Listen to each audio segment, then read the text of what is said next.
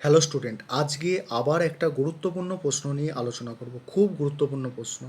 2021 সালে যারা political science অর্থাৎ রাষ্ট্রবিজ্ঞান সাবজেক্টটায় পরীক্ষা দেবে তাদের জন্য এই প্রশ্নটা।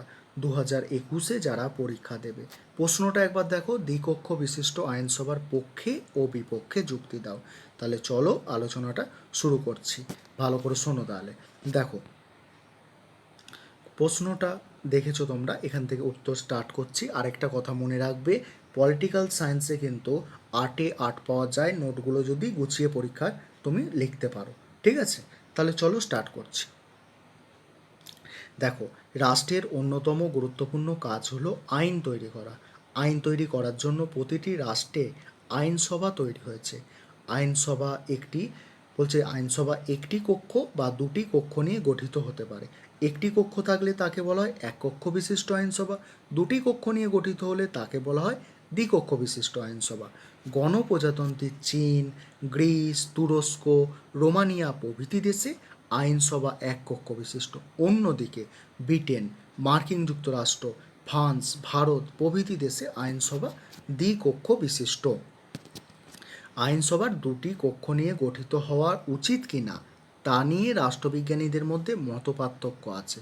তবে সিএ, জেরিমি বেন্থাম, এটা হবে আবে সিএ, ঠিক আছে, আবে সিএ, জেরিমি বেন্থাম, ল্যাস্কি প্রমুখ রাষ্ট্রবিজ্ঞানী এক কক্ষ বিশিষ্ট আইনসভার পক্ষে।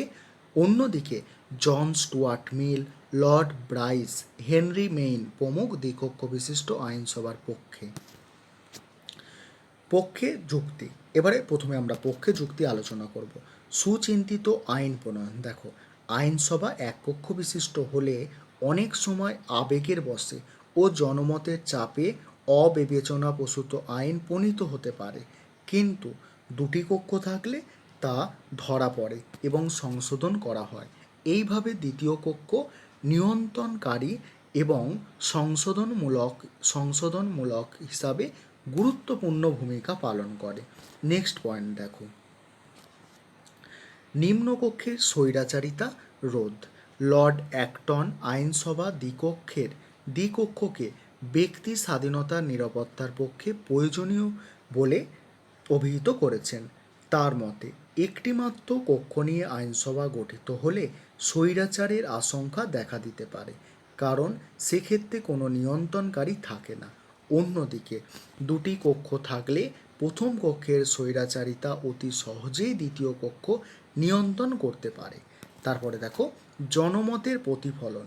আইনসভা একটি এককক্ষ বিশিষ্ট হলে জনমতের সুষ্ঠু প্রতিফলন হয় না, কিন্তু দ্বিকক্ষ বিশিষ্ট হলে দুটি কক্ষের নির্বাচন ভিন্ন ভিন্ন সময়ে হওয়ার কারণে পরিবর্তনশীল জনমতের সুষ্ঠু প্রতিফলন আইনসভায় দেখা যায়।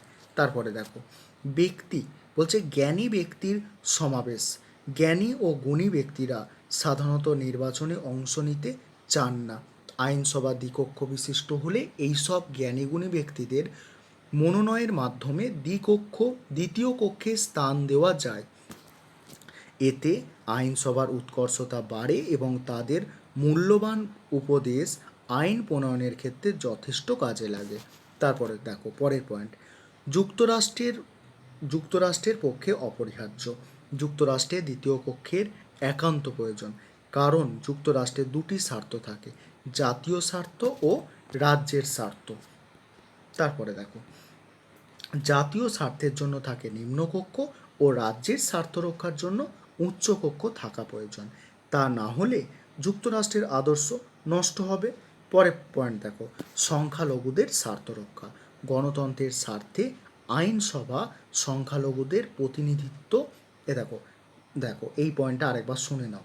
গণতন্ত্রের স্বার্থে আইনসভায় সংখ্যালঘুদের প্রতিনিধি থাকা প্রয়োজন। নিম্নকক্ষে প্রত্যক্ষ নির্বাচনে অনেক সময় তা সম্ভব হয় না। উচ্চকক্ষ থাকলে মনোনয়নের মাধ্যমে প্রতিনিধি পাঠানোর ব্যবস্থা সহজ হয়। পরে দেখো, বিপক্ষে যুক্তি আলোচনা করবো এবারে আমরা। অগণতান্ত্রিক গঠন কাঠামো। গণতান্ত্রিক রাষ্ট্র আইনসভার প্রতিনিধিরা দেখো, গণতান্ত্রিক রাষ্ট্রে আইনসভার প্রতিনিধিরা জনগণের দ্বারা নির্বাচিত হওয়ায় স্বাভাবিক, ঠিক আছে, কি বলল? গণতান্ত্রিক রাষ্ট্রে আইনসভার প্রতিনিধিরা জনগণের দ্বারা নির্বাচিত হওয়া স্বাভাবিক, কিন্তু দ্বিতীয় কক্ষ সাধারণত পরোক্ষভাবে নির্বাচিত ও মনোনীত ব্যক্তিদের দ্বারা গঠিত হয় এবং সেই সব সদস্যগণ রক্ষণশীল চরিত্রের হয়ে থাকে। যেমন ব্রিটেনের ধনিক শ্রেণীর বংশ পরম্পরায় উচ্চকক্ষের সদস্য, ঠিক আছে, ধনিক শ্রেণীরা বংশ পরম্পরায় অর্থাৎ বড় বড় লোকেরা, ঠিক আছে। এই ব্যবস্থা গণতন্ত্রের বিরোধী। তারপরে দেখো, দায়িত্ব বিভক্ত হয়। আইনসভা দুটি কক্ষ থাকলে দায়িত্ব ভাগ হয়ে যায়, ফলে কোন দায়িত্ব কার তা নিয়ে বিভ্রান্তির সৃষ্টি হয়।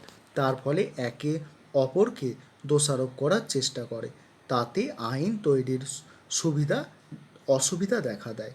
তারপরে হচ্ছে পরের পয়েন্ট, ব্যয়বহুল। উচ্চকক্ষ থাকলে তাদের সদস্যদের বেতন, ভাতা ইত্যাদিতে প্রচুর টাকা লাগে। পরের পয়েন্ট দেখো, অনেকে এই ব্যয়কে অর্থের অপচয় বলে মনে করেন, বিশেষ করে অনুন্নত দেশে একে একে রাখার কোনো যুক্তি নেই। সময়ের অপচয়, পরের পয়েন্ট কী আছে দেখো, সময়ের অপচয়।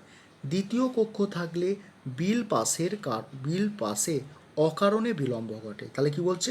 দ্বিতীয় কক্ষ থাকলে বিল পাসে অকারণে বিলম্ব ঘটে, তাতে দেশ ও জাতির স্বার্থ ক্ষুণ্ণ হতে পারে। কারণ আধুনিক কালে প্রতিটি আইনের প্রস্তাব নিয়ে দীর্ঘ সময় ধরে আলোচনা ও বিতর্ক চলে, তাই উচ্চকক্ষের প্রয়োজন নেই, কারণ এতে অযথা সময় অপচয় হয়। তারপরে পয়েন্ট দেখো, যুক্তরাষ্ট্র অপরিহার্য নয়। যুক্তরাষ্ট্রে অপরিহার্য নয়। অধ্যাপক ল্যাস্কি বলেছেন, যুক্তরাষ্ট্রে দ্বিকক্ষ বিশিষ্ট আইনসভার প্রয়োজন নেই, কারণ লিখিত সংবিধান, ক্ষমতার বন্টন ও যুক্তরাষ্ট্রীয় আদালত রাজ্যের স্বার্থ রক্ষা করতে পারে, তার জন্য উচ্চকক্ষের প্রয়োজন নেই। পরের পয়েন্ট দেখো, সংখ্যালঘুদের স্বার্থ রক্ষা হয় না। সংখ্যালঘুদের স্বার্থ রক্ষার জন্য দ্বিকক্ষ বিশিষ্ট আইনসভার প্রয়োজন নেই, কারণ সংবিধানে সংখ্যালঘুদের স্বার্থ রক্ষার জন্য বিশেষ ব্যবস্থা থাকলে সংখ্যালঘুদের স্বার্থ যথাযথভাবে সুরক্ষিত রাখা যায়। এর জন্য আইনসভার একটি কক্ষই যথেষ্ট। তারপরে দেখো, উপসংহার। উপরিক্ত সমালোচনার সত্ত্বেও পৃথিবীর অধিকাংশ গণতান্ত্রিক রাষ্ট্রে দ্বিকক্ষ বিশিষ্ট আইনসভা পরিলক্ষিত হয়। এর থেকে বোঝা যায় দ্বিতীয় কক্ষের প্রয়োজন এখনও ফুরোয়নি। তাই রাষ্ট্রবিজ্ঞানী অগ এবং জিঙ্ক বলেছেন, এই সভা অবিবেচনাপ্রসূত বিলকে বাধা দিয়ে দেশকে এক সময় বাঁচিয়ে দিয়েছে। ঠিক আছে, আজকের এতটাই।